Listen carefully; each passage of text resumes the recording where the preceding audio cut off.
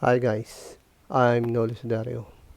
I'm a freelancer and owner of NS3 design beam design company. We work on facade. Uh, I just want to show you guys how I built this AutoCAD design. How to build a beam models in this AutoCAD design. This is AutoCAD 2021 file. Look, it's not 3D. No, it's not 3D, right? Let's begin. We're going to make 3D files, beam files, Revit files out of this.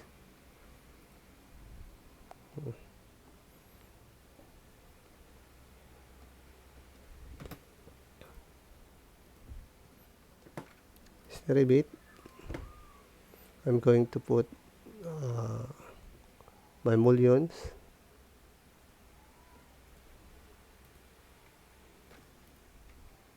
I make the mullion M1. That's my code, M1. So let's go to the M1 family. This is the M1 family, M1-1. That's my mullion. Go ahead, put it here. This mullion is the same as this one. Let's go back to the Revit file. Let's go to the 3D file.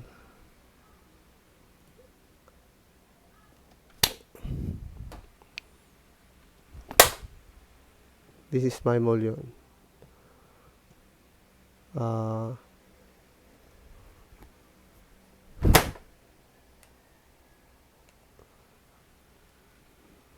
Then we're going to put the gasket, these two valve gasket, here and here.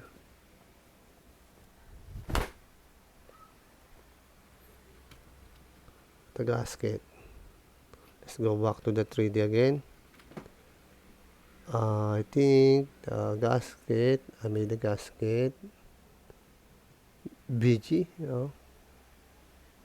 valve gasket 1.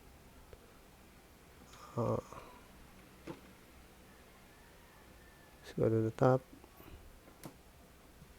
Valve gasket 1, BG1.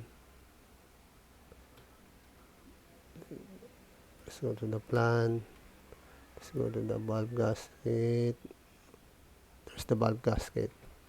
Then let's put it here on the right location. See guys, I just move it. The valve gasket is in the right location. We can copy it.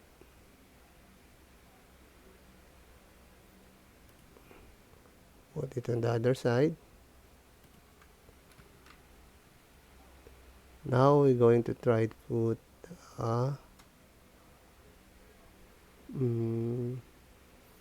this one, the thermal break. Okay, let's go to Revit files. I named the thermal break TH or thermal break component TH.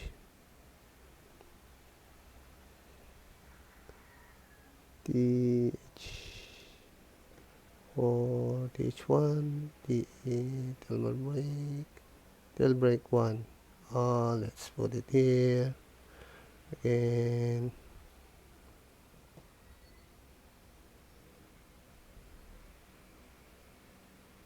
TH is thermal break.